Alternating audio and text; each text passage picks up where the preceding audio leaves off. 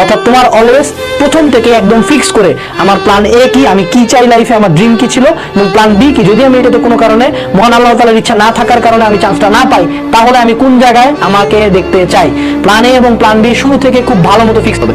2 নম্বর কথা, fixed. Fixed মানে কি? ফিক্সড 2 রকম। ফিক্সড হলো batch fixed, coaching fixed, platform fixed, book fixed, time limit fixed. মানে কি? কোন ব্যাচে পড়বো, কোন স্যারের কাছে পড়বো, কয়টার দিকে পড়বো, কোন স্যার বাসায় পড়াতে আসবে, কয়টার দিকে আসবে, কে কে পড়বো, এক্স্যাক্টলি ফিক্সড। এক্সামের একদম এইচএসসি শেষের পরে অ্যাডমিশনের শুরু থেকে একদম ফিক্সড। কোন কোচিং এ পড়বো, কোন কোচিং এ এক্সাম দিব, কোন ভাইয়ার কাছে যায় আলাদা করে পড়বো, কোন জায়গায় একটা বড় কোচিং এ পড়বো, কোন জায়গায় ছোট কোচিং এক্সাম দিব, ফিক্সড। শুরু থেকে যায় ফিক্সড থাকে, শেষ পর্যন্ত ফিক্সড থাকে। আজকে এখানে, কালকে ওখানে, কালকে এখানে, আজকে ওখানে, আজকে এই বই, কালকে ওই বই, তারপরে রেজাল্ট আমি কই। এরকম যদি অবস্থা হয় তাহলে কিন্তু শেষ। এই অবস্থায় মেজরিটি স্টুডেন্ট হয়। তারপরে কথা হলো অ্যানালাইজ এন্ড এক্সপ্লেইন। ভর্তি পরীক্ষার শুরু থেকে স্ট্র্যাটেজি একটাই, যা লাগবে তা পড়বো, যা লাগবে না তা পড়বো না। সামারাইজ করতে হবে, অ্যানালাইজ করতে হবে। শুরু থেকে অনেক পড়বো, অনেক জানবো, অনেক পিছনেই চান্স পাবো না, এরকম অবস্থা যাতে না হয়। ঠিক আছে? অনেক পড়া, অনেক জানার বিষয় অ্যাডমিশনে না। অ্যাডমিশন হলো ফোকাসড।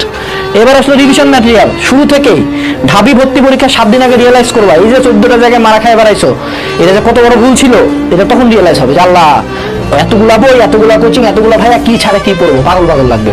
শুরু থেকে কি পড়বো পরীক্ষার আগে, কোনগুলা ইম্পর্টেন্ট টপিক, কোনগুলা আমার আনইম্পর্টেন্ট টপিক, তোমরা শুরু থেকে লিখবা যে কি কি রিভিশন দিতে চাও, কোনগুলা তুমি কম পারতেছো, কোনগুলা ইম্পর্টেন্ট, এগুলো শুরু থেকে বইয়ে খাতায় নোটে জ্যান দেখে তো মার্ক করা থাকবে, যাতে ঢাবি 7 দিন আগে মানুষজন কানবে, তুমি রিল্যাক্সে উল্টা রিভিশন দিবা। ঠিক আছে? তারপর আসলো কনসিস্টেন্সি। মনে রাখবা, ভালো স্টুডেন্ট শুধুমাত্র এক ক্যাটাগরির হয়। আমি তোমার দুটা গ্রাফ দেখাই।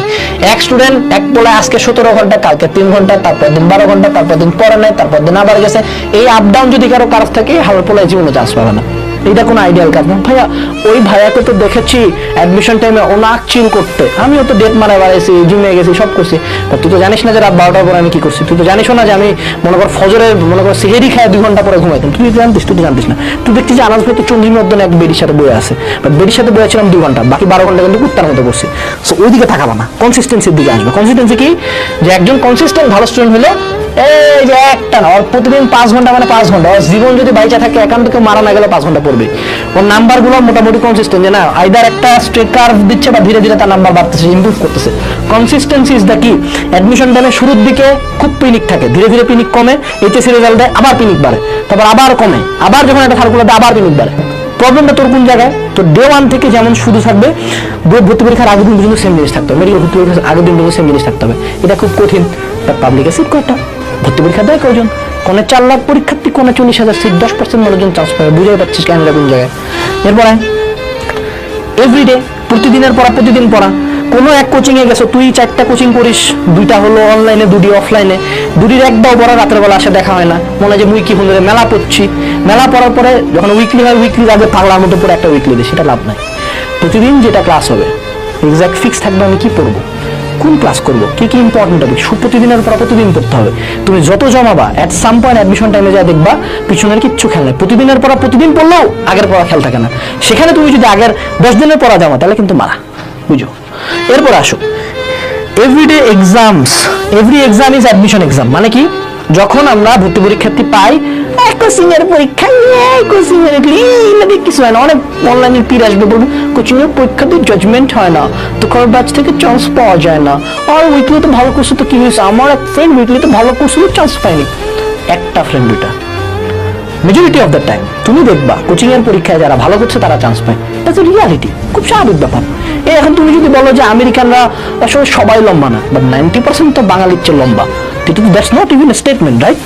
সেই জায়গায় কোচিং এর পরীক্ষাগুলোকে সিরিয়াসলি নিবা, সবগুলা কোচিং এর না। অনলাইনে একটা এক্সাম সিরিয়াসলি না, অফলাইনে একটা এক্সাম, ওই এক্সাম এত সিরিয়াসলি নিবা যে এই এক্সামে আমার চেয়ে নাম্বার কেউ বেশি পাইলে তার সাথে আমার শত্রুতা। এই এক্সামে যদি 2 মার্ক কাটা যায়, কোন 2টা গেল দেখতে হবে এক্স্যাক্টলি, কোন 2টা ভুল গেল, কোন 5টা ভুল গেল। এক্সাম সিরিয়াসলি নিবা। তুমি যদি এক্সাম সিরিয়াসলি নাও, তুমি ঢাবি এক্সামের আগে প্যানিক করবে না। তুমি যদি এগুলা কোচিং এক্সাম দিয়েই দিলাম, কি পেলাম, গেল, তারপর ঢাবি এক্সামে দিয়ে কি হইলো, এত মানুষ প্যানিক করে ফেললাম, চান্স হলো না। ঠিক আছে? আচ্ছা, এরপরে আসো হেলথ। অ্যাডমিশন টাইমে পর পাগল করে দিবে মানুষজন পড়তে। বাট ধুম করে ওয়ান ফাইন মর্নিং, ঢাবি ভর্তি পরীক্ষার 1 মাস আগে ডেঙ্গু শেষ, ঢাবি ভর্তি পরীক্ষার 1 মাস আগে ম্যালেরিয়া, পরীক্ষা 7 দিন আগে ডিসেন্ট্রি, রাত জাগে জায়গায় সিভিয়ার মাইগ্রেন, শেষ, পড়াশোনার একেবারে মারা ছাড়া। তো হেলথটা কিন্তু ইম্পর্টেন্ট এখানে। আমি বুয়েট ভর্তি পরীক্ষার 2 দিন আগে জিমে গেছি, 110 কেজি দিয়ে বেঞ্চ মারছিলাম, ভিডিও পর্যন্ত আছে। কিন্তু দ্যাট ডাজন্ট মিন যে আমার পড়াশোনার কোনো ক্ষতি হয়েছে। আমার জাস্ট হেলথ ঠিক রাখতে হবে। আমি জিম যাবো, ঘুমাবো, যা খাবো, ভালো খাবার খাবো, বাড়ি খাবার খাবো, গরুর মতো খাবো। আমি এখন একটা মেশিন, জাস্ট পড়বো এখন, ঠিক আছে? তো হেলথের দিকে ফোকাস রাখতে হবে। পড়তে পড়তে অসুস্থ হয়ে গেলাম, এটা কিন্তু কখনো কোনো ভালো দিক না। পড়লেই যে অসুস্থ হবো, পড়লেই যে শরীর খারাপ হবে, এমনও না। পড়তে হবে, হেলথ ঠিক রাখতে হবে। কারণ তোমার যদি হেলথ ঠিক না থাকে, তুমি কখনো তো পরীক্ষা 100% পারফর্ম করতে পারবে না। এরপর আসি, be a focus monster. Admission time, অ্যাডমিশনের 3 মাস লাইফে আসে একবার। হ্যাঁ, সেকেন্ড টাইমার বইরাঘাটের 2 বার আছে, ওটা দেখার বিষয় না। অ্যাডমিশনের 3 মাস লাইফে আসে একবার।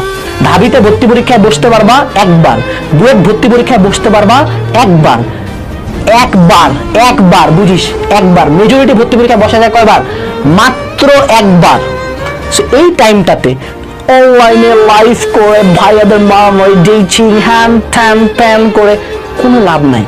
এটা লাইফের সর্বাধিক রিগ্রেটিং টাইম। আমরা যতই চান্স না পাওয়ার পরে তোমার যতই মোটিভেশন দিই, তোমার কতটা খারাপ লাগবে এটা শুধুমাত্র যারা চান্স পায় নাই তারা জানে। যদিও এটা লাইফের অতটা মেজর কিছু না, বাট আমাদের সমাজ এটাকে পুরো এভারেস্টের চূড়া বানাইছে।